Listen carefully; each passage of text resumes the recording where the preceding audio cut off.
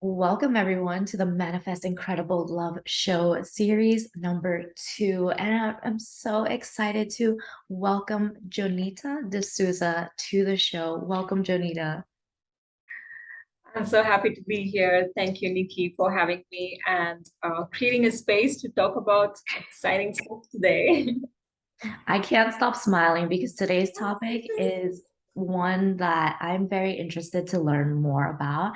And I want to bring this to my audience as well. So for everyone who doesn't know, Jonita, could you please introduce yourself and what you do? Yes.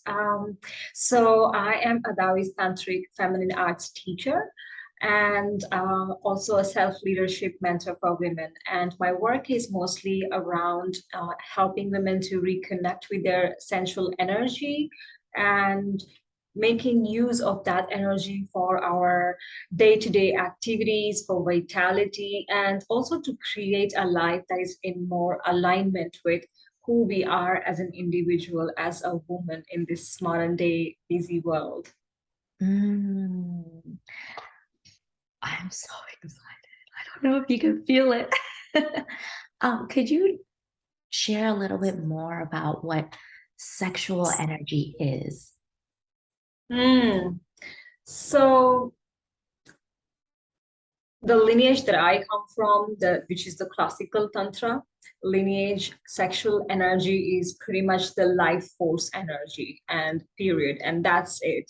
This is the very juice of every single being, human being. We all come from that energy, and it is as important as breath, water, air. Sexual energy is something not just related to sex. And the reason I said classical tantra is because what we see a lot in the West is the neo tantra version, which is a lot of focus given on sexual energy for pleasure, for orgasms or hot sex and all of that, which is so good.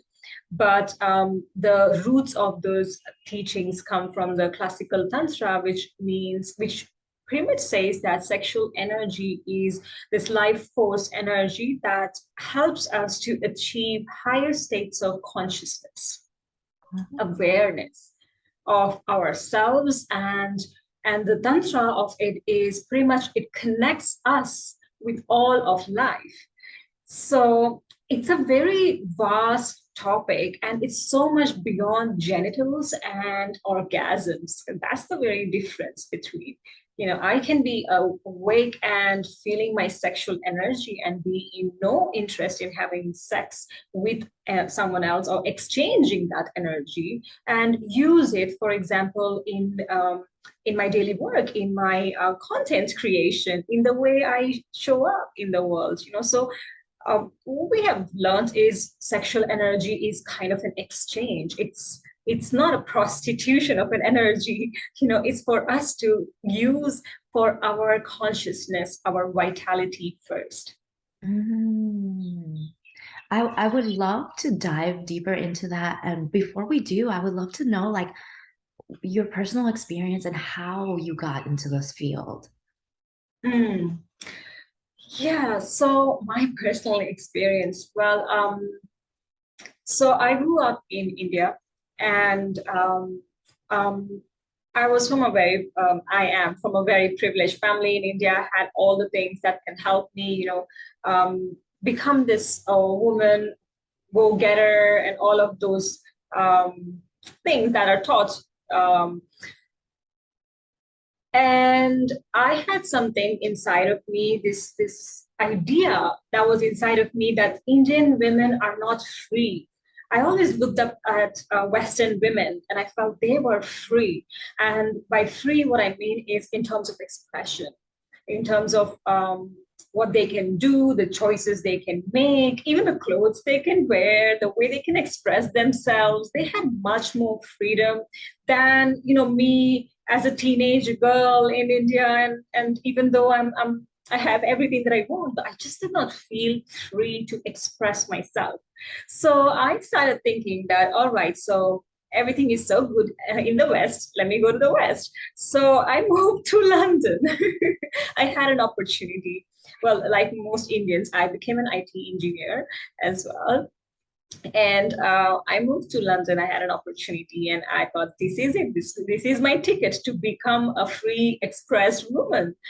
And there I was in London, and again, in my corporate life, doing the work and being busy in this corporate role, I realized that most of the women around me were so much under the pressure to look good, to be socially accepted, to be more seen in the office, to be more heard.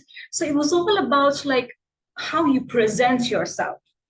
And deep inside there was this void that they would, like at least my circle, what I was noticing.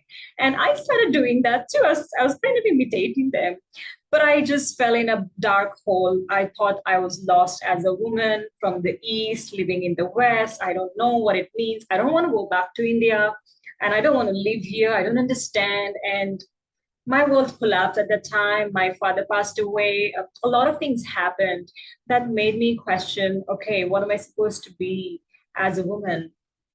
And that was my journey of exploring femininity, and everything started unveiling from there on. So this was 10 years ago. Yeah. Wow. Now, I can relate to that because I think many people in the West right now, we're caught up in that, the hustle and bustle of life. We kind of Mm. lose touch with our feminine side. We lose touch with the playfulness and the creativity and the self-expression. And that was something that I kind of did for myself as well. I said, in order to be successful, this is what I see outside of myself is success. And really putting a lot of my time and energy into achievements instead of Mm. focusing more on myself and what feels pleasurable, what really lights me up in life. Yeah. And I would love for you to share a little bit more about how people can tap into this energy that we all carry, this life force energy that we all have. Mm. One of the things I want to say is that, and thank you for voicing this. People in the West, we must really recognize that we are privileged to do this work. We are so privileged that we have these resources, this platform, and the environments to practice and go into these kind of self experiments, I would say. And for me, this is a huge privilege. I think this is a privilege for us women of the 21st century, that it's available to us now. Like, let's just take it and use it and see what we can make out of it, right? Because I've been to other side of the world as well, and I've worked with underprivileged women in India as well, as a social cause, and I see that femininity is so much of basics that they do have, but it's just so common for them. And on the West, it's not there, but it's a privilege that we can use to really create impact, because we are in this position to create impact. So as a woman, what I feel is, firstly, it's important for us to tap into our feminine sensual self, not just to look good, to look pretty, but it's a hormonal thing. Mm. It's We live in such a stressful environment. Like, we are constantly on the go, go, go, and moving from one thing to the other, and we are always exhausting our adrenal glands. And this doesn't suit our feminine body. This doesn't suit the cyclic nature of us women. And when I was working with this underprivileged women in India around menstruation hygiene, what I noticed is those women were like really slowly, happily doing community work. And I was like, come on, chop, chop. And I just realized, okay, that's my Londoner speaking, but we just so conditioned ourselves to be on the go. And the one thing we can begin is to really stop and even touch ourselves and feel. like, how does it even feel to just simply give ourselves just gentle touch in the mornings as soon as I wake up, let's say, just breathing and touching. It's a simple way to ensure a lot of safety in our body, as well as, a sense of like, yes, I am home here. And with my nervous system today, I'm going to meet the day. So it really begins from that basics. So you suggest simple touch just to let yourself know, like, I am in my body, I am safe.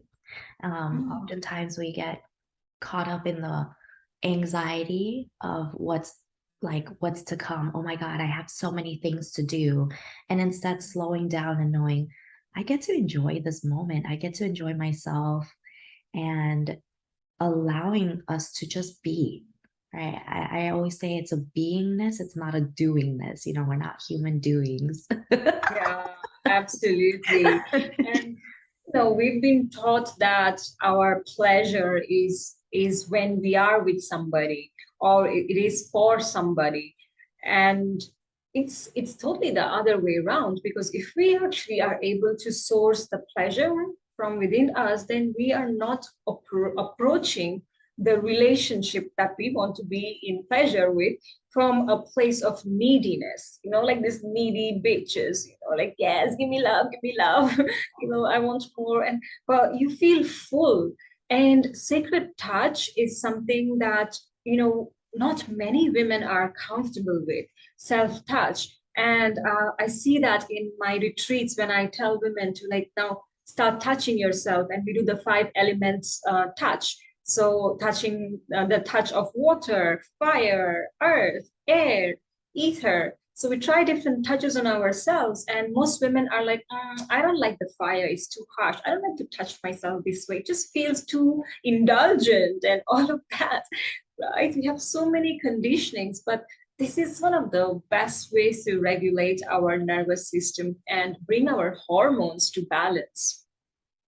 I'm so intrigued. Can you share what is the five touch and the different elements? Like, do you actually touch fire, or it's like a movement? So it's the 5 kind of touches that we use to give ourselves. So usually I say to give ourselves this kind of touch in and around our pelvic area to see how our body responds. So let's say if I have to say the air touch. So the air touch is like very like from the tip of the finger. So you're gently touching yourself, and you see like the sensations, the tingles you feel. It's different. And when you feel this kind of touch around your pelvic area, around your vulva, around your yoni, and all of that, different kind of emotions arise. For many women, this is a very sensitive, and they don't like it. The earth is much more like you press hard, and this is a different kind of touch. And sometimes women really like this one because it's more grounding, and also depends on where you are on your periods. Because sometimes you want that kind of massage kind of touch in and around your inner thighs, and it feels good. So that's the earth touch. And the water touch is pretty much, like you're running your fingertips. Oh. So it's like the flowy, and it's like a playful energy. And we can see like, hey, how does my body respond if I give myself this playful touch, and specifically my pelvic area, right? The touch that most women are resistant to is the fire touch, which is more like aggressive, kind of like, you want to tap yourself, and like you want to, it's the pushy energy, it's the hard, it's the warm energy, and you feel triggered. But this is a process of de-armoring. You are doing it at your own safety, and you're feeling like, okay, this is bringing up some memories. And for us, touch brings a lot of memories. Oftentimes women don't even like to be touched when they come to my retreat on the day one, but then towards the end of the 7 days they are all touchy with each other, because we've honed safety in our body. And with this safety, it's easier to meet another person in fullness. Wow. Um, when you talk about like touch, right? I feel like sometimes it's a mental disconnection, right? And I've experienced this before where I used to be able to experience pleasure, and I would say like now I experience pleasure, but there was a point in time where I was so stuck in the doing of life and stress that I couldn't feel anything in my body. Mm. So like there was no interest in sexual pleasure or Mm. any type of pleasure. But when it did come to sexual pleasure, like it didn't feel good. Could you share a little bit about like why that happens and how to reverse those effects so that we can step into that pleasure? Yeah, so when we are very much in our doing and when we are using a lot of our adrenal glands, what happens is that we are using a lot of testosterone in us. And the hormone that is very is not as present as in men. And we keep using that and we go into depletion mode. So our stress hormones increases. And when this cortisol, the stress hormone increases, then we become a kind of numb to sensations. So it's really, difficult to have a busy day, be this busy woman in the office and then come home and be this sexual goddess in the bedroom. It's just not easy. It's not like the transition really takes time, right? Because we are so numb. And that's why the touch, the self touch really helps. And oftentimes it is good, like if we are having a busy day, let's face it, that's how our lives are. We live in a busy lifestyle, but it doesn't have to end this way. Towards the closing of your busy day, this is a good way to transition, to just give ourselves some touch and just feel, just breathe. And not because we want to be sexual with someone, but just because we just come back home to our body from that energy of depletion. Otherwise, it creates a prolonged state of numbness, and then there is no sexual interest. And it just feels like more mechanical, and we've all been there. It happens, right? I feel so, I don't know, I feel so like informed about this now. But when you say, the gentle touch, I would say I haven't practiced that much personally. And now I'm excited to try it. Now I'm excited to try it. Um, do you need to create an ambiance, right? Some people like music, some people like I don't know, like visualization or anything like that. Is that necessary or it's not necessary? I think it is necessary because it is the feminine, it's the environment, and feminine enjoys in beauty. So, feminine is also all about creating beauty for yourself. So, it doesn't have to look like, you burning candles and, setting up the space every evening or something. But for me, on a busy day, it's literally coming out of my shower and unlocking my doors and giving myself just 5 minutes of like really spreading my moisturizer with really I play my music, my playlist. I have my sensual touch playlist, and I just let that go on, and that's what I do, and that's how I do it on my busy days. When you have more time, of course, you can put some candles, some fragrance, and you can try all of that. But this, we shower every day, I hope so, and we moisturize every day, I hope so. So we can slow down in that process. Even in the shower, we can touch the water and ourselves, and really holding our breaths is very rejuvenating. In Taoism, breaths are called bells of love. So it's very fascinating that we have these bells of love, and we can be holding it to just to source our inner love, inner lover. Mm. I learned a practice from another speaker where you like massage inward and you can also massage outward because our Mm. genital area and our breasts are so sensitive. We can actually connect more to the body through those areas. Yeah, absolutely. it's for a woman, if you want to get her turned on, you go to the breasts first. That's the way. You don't go straight to the genitals. That's the secret for us, for our female body. Wow. Now, you mentioned like Tantra. Is this part of Tantra or is Tantra something a little bit different? Tantra in general means weaving with life, becoming one with life. And so, according to Tantra, sexuality is a big part of spirituality. So it's not different. So sexual energy is just is, but it's not something just for sex. So Tantra is pretty much how, when we are really resourced in our life force energy, it's about how then we go and meet the world. We feel the connectedness even more. And that's the weaving. The Tantra translates into weaving. So how do you weave with the energy of the world? That's what Tantra is. Mm. I envision life more like a playful like flirt. Like when you're in touch with your body, you're having a lot of fun. Things are not as serious. Like you experience a lot of pleasure.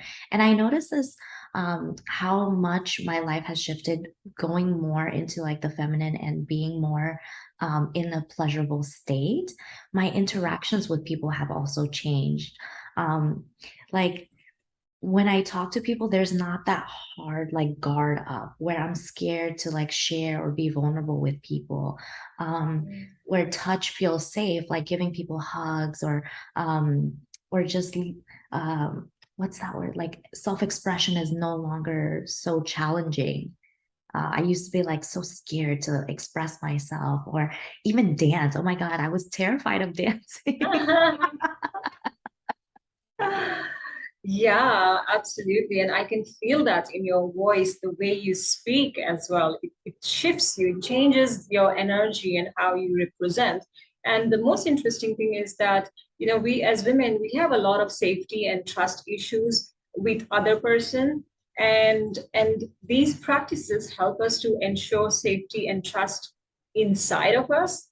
So that we don't think that, okay, I can't trust that person.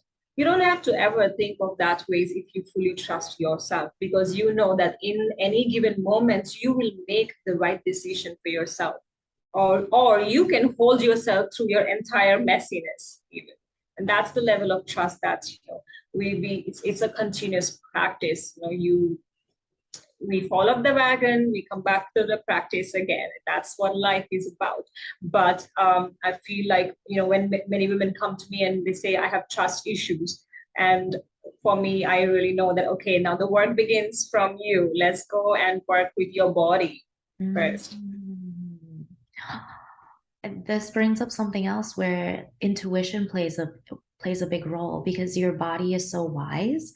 But how many Mm. times do we not listen or trust ourselves and our intuition in in favor of like pleasing other people or maintaining an image versus okay, the situation isn't exactly comfortable for me. I'm going to trust my intuition and step away from that. Yeah. And what it is, I see that women don't have issues connecting with their intuition because we are so intuitive. What I've noticed is that we have issues around responding to what we receive the guidance as. Oftentimes we know exactly, we know the gut feeling, it's just there. You don't have to do 10,000 practices to become more intuitive. You are so intuitive. We just have to practice responding. Mm, I would love for you to share a little bit more about like the responding. And I think that is like a safety thing as well, right? Like if you responded and you actually listened to yourself, like that fear of maybe the rejection or the fear of like, oh my God, things aren't going to go this way because I've been doing this particular practice for so long. If I break the cycle, what's going to happen? Mm. That's true. We are often afraid to respond to those voices inside of us because usually those voices are actually telling us where we are not in alignment, right? I hear Okay. it. Inside the house. Okay. Um, so we often know when we are not in alignment, when we are living a life that is not in alignment, and that's what comes to our face, which is why I also like to work a lot with the dark feminine energy. So the dark feminine energy is very different from the shadow feminine. Shadow feminine is like the unhealthy feminine.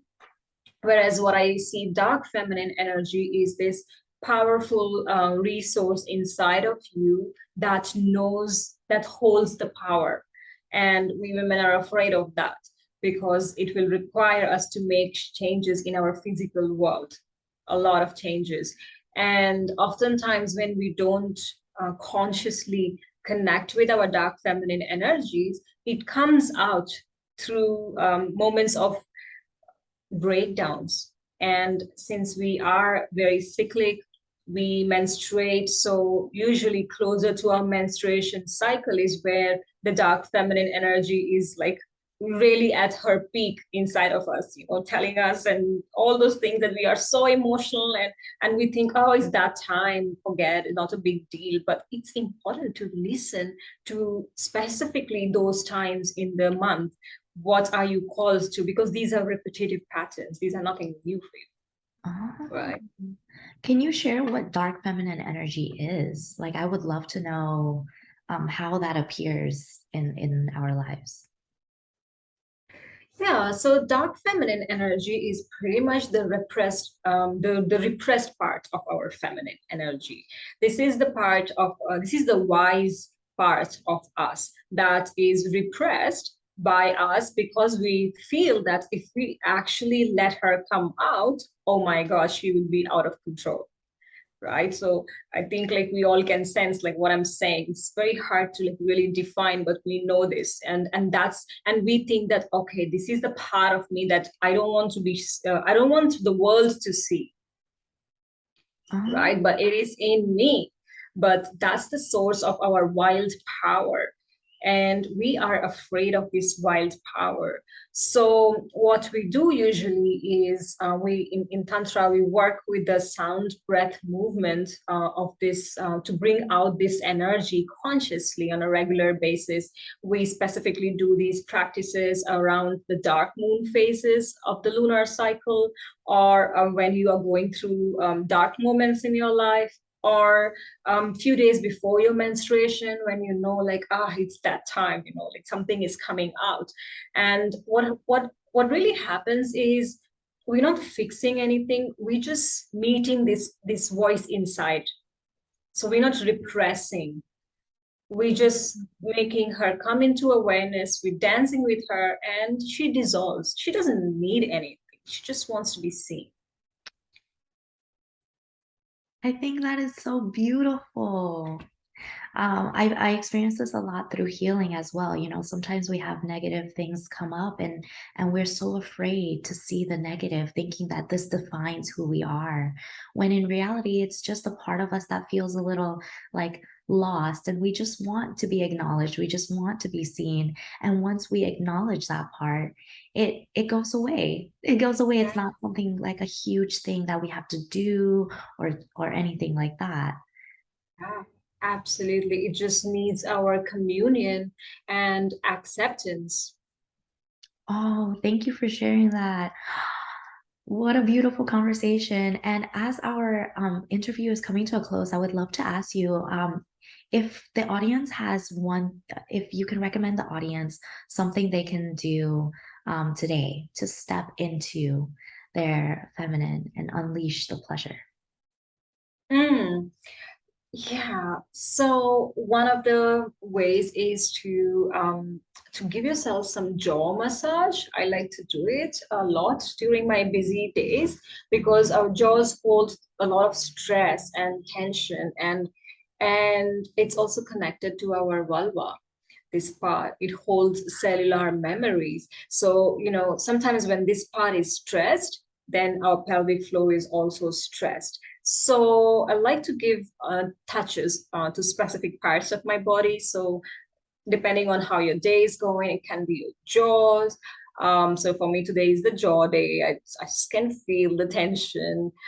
Sometimes before your periods or during your periods, you can be giving a touch to your breasts because it reduces your cramping as well. And most of the other days, it's just holding my pelvic area, just giving touch. The body just needs to feel safe, and that's the best recommendation I can give. And I highly recommend to create a music playlist because it really gets us into the mood even when we don't like it. Sometimes you may not find time, but I just play a song and I know, okay, it's gonna go on for 4 minutes. Even if I feel resistance, I'll just touch, and I'm not gonna move, but I'm just gonna still hold. But I'll still be present. I'm not gonna run away from it. Wow, thank you so much, Jonita, for that. And I know you have a special gift for the audience. Could you share that with us? Yes, so keeping relevant to the topic, the free gift is called Return to Your Sacred Portal. It's a 7 days journey of connecting with your yoni. So I'm going to be teaching some practices to connect with your sexual energy center. And I have a demonstration of the 5 element touch in that as well. And you can see which one works for you and play with them. Ah! Thank you so much, Jonita, for joining us on the show today, and for everyone for attending and committing to having a loving, fulfilling relationship for yourself and in all the relationships you want to create. So thank you, and I can't wait to see you guys in the next episode. Thank you. Thank you.